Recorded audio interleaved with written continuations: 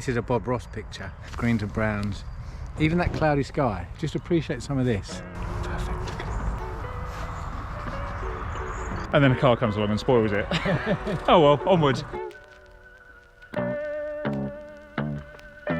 Good morning and welcome to this cold, wet and very dull morning for a ride in Essex today. But we're not going to let that dampen our spirits, because today we're out getting the miles in again, doing some more training. But actually, it's just Jimmy and I out today because our friends have all got other engagements or family activities planned for today. So it's just the two of us that managed to get out. But that's absolutely fine, because we do end up having some great conversations. And a conversation that we've just started having is about something that I've started doing this year, which I've spoken to you about previously, which is running. And I was asking Jimmy's advice, because he is a through and through runner, about a calf issue that I had when I went for one of my runs a couple of weeks ago. My calf went ping and it's been hurting for a little while since. So I was just asking his advice whether to give it a rest for a while or whether to push through. But that got us talking about exercise as you get into your older years, because you may not think it to look at him, but Jimmy's actually 50 years old this year, and annoyingly he is fitter than the rest of us put together.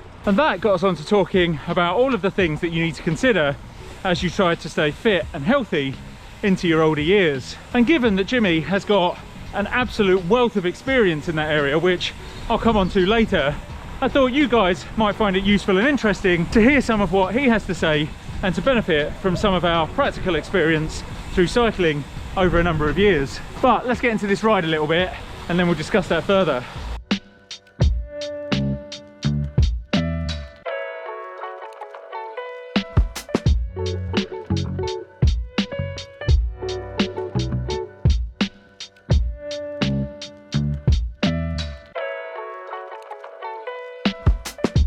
I'm still getting a lot of good use out of this rear radar light as well, especially on a day like this when it's a bit murky and the road noise with the water is very loud. I heard the first car coming up behind me, but then there was just a cacophony of noise and didn't hear the 6 that followed it. So having the bike computer in front giving an indication that there's more cars coming, yeah, that is very beneficial. I got it sent through from Cyc Plus, so thanks again, Cyc Plus.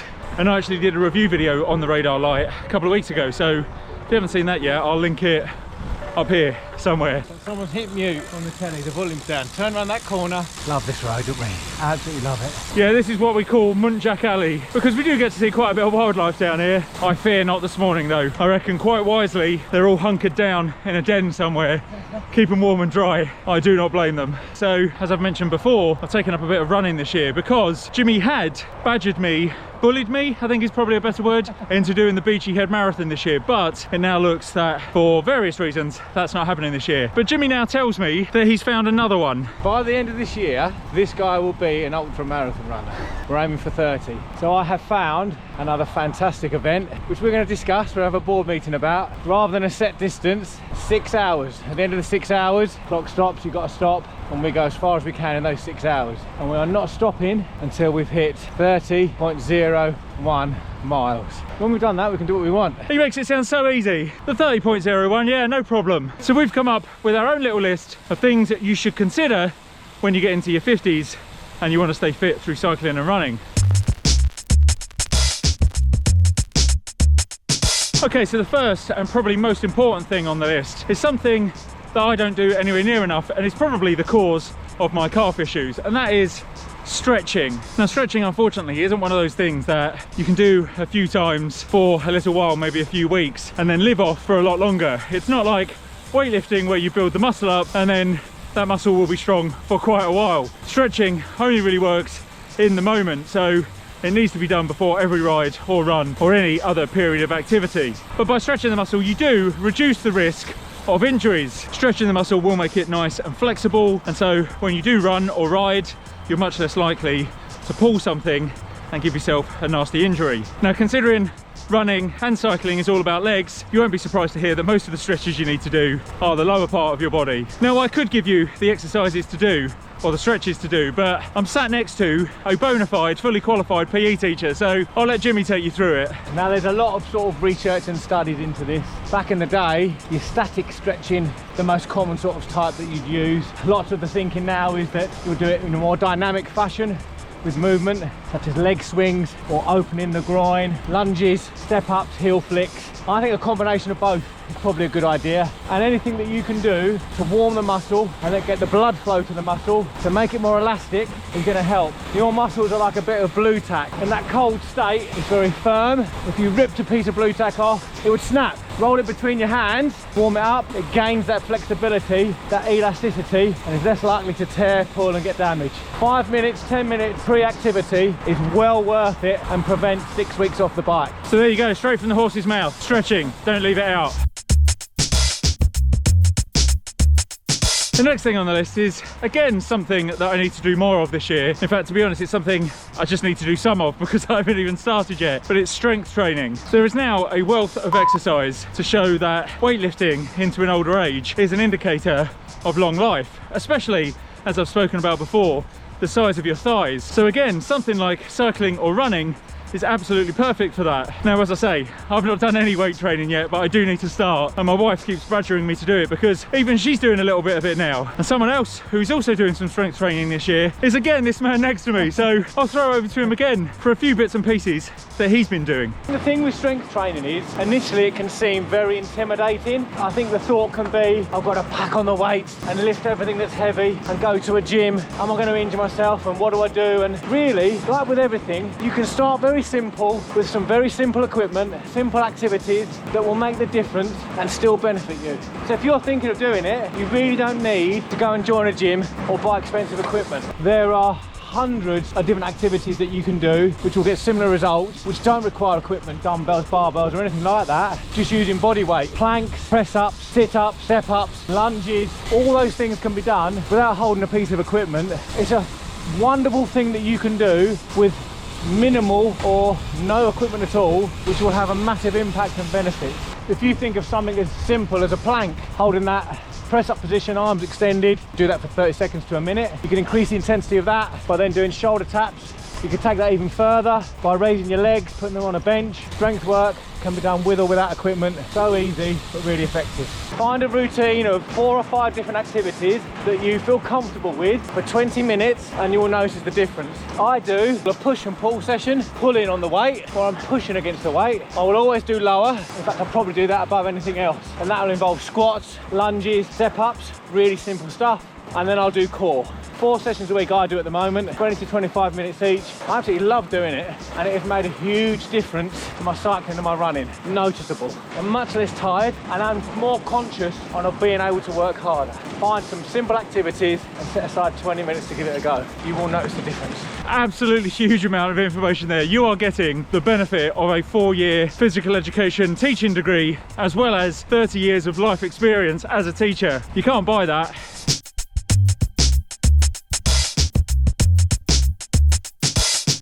Jimmy's just said to me, do you think that any of these cars that are going by think to themselves, I'd love to be out there doing that now? No, honestly, I don't think they do. I don't think anyone is looking at us right now thinking, I wish I was doing that. And he also said, do you think they're thinking, what are they doing? And considering that I'm thinking that right now, yeah, they probably are. What are we doing? I did also say, I bet they've never tried it. Don't knock it till you tried it. All these guys in the cars, come and join them. Annoyingly, he's got a point. If you can come out in this, you can come out in anything.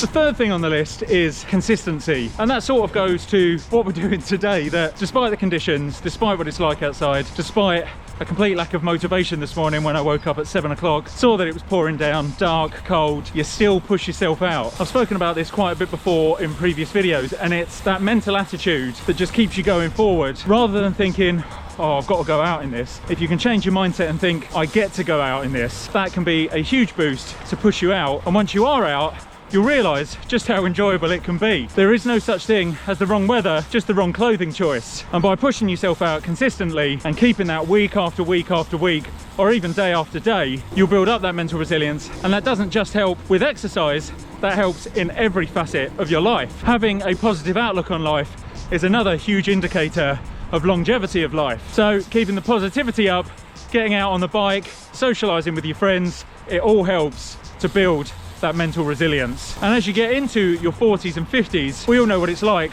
we've all got busy jobs, we've got young families that need taking care of, and it can be difficult to find precious time to do things that you enjoy. So being able to carve out some time to go out and see your friends, even if it's just once a week like we do, can be a massive mental boost.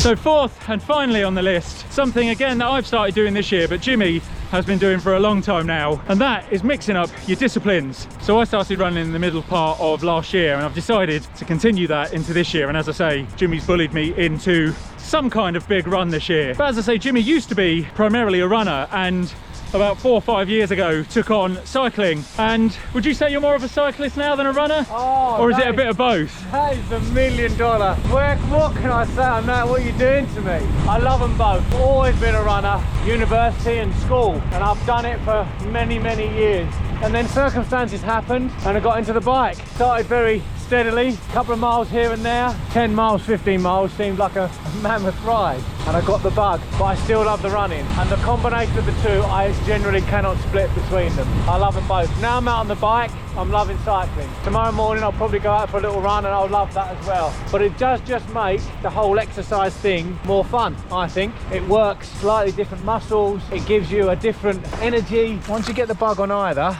you'll know. Which is why I keep pestering these guys. We'll do a big run this year. Well, there you go. As I say, once again, right from the horse's mouth. And I have to say that I never used to be a fan of running, but in the last 6 months, I've really quite enjoyed it. And I think part of the reason for that is because when I used to go out running by myself, I used to be like a rabbit out of the traps. And for some reason, I used to try and do Roger Bannister style pace. And unsurprisingly, within a kilometre or two, I was absolutely knackered. However, I've recently found a local running group. And much like the cycling group, it's nice that there's no personalities in there.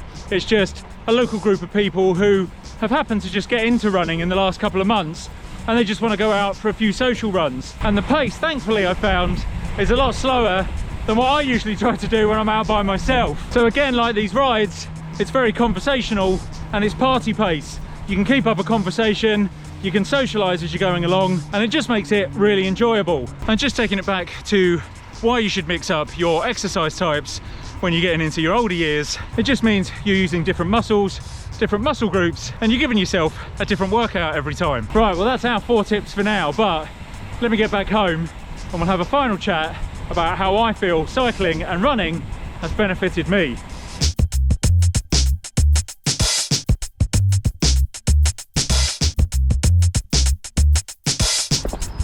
So there you go, 54 kilometres down, so about 33 miles. And despite it being absolutely miserable, pouring with rain this morning, grey and dull, it was still an absolutely incredible ride. Always great getting out with Jimmy, but just getting out with friends in general is always good fun. And as I mentioned earlier, is a massive boost for your mental health. But just going back to mixing up your exercises and going back to running for a second, one thing I didn't mention earlier is that although cycling is very low impact and is seen as a very good exercise to do in your older years, running is actually very beneficial because it will increase your bone density, which again is a big indicator of longer life expectancy and will definitely help you stave off injuries, because as you get older, naturally your bones thin and you can start to suffer with osteoporosis. So yeah, taking up running, that pounding of the pavement, it will help with bone density, make your bones thicker and stronger and help you live longer. So yeah, there you go. There are mine and Jimmy's top tips for the over 50s, or as you get into your 50s, for a long life, keeping you fit and healthy. And you've benefited from Jimmy's years and years of knowledge and experience. But if you're over 50 already and there's something that you do that I've missed out, drop it in the comments below, because I would love to hear it. And again, as ever, you might help out another viewer who's looking to get into cycling or running or any other kind of exercise to improve their health in later years. So as ever, thank you very much for watching, guys. I hope you found that one useful and interesting, and I will see you in the next one. Take care.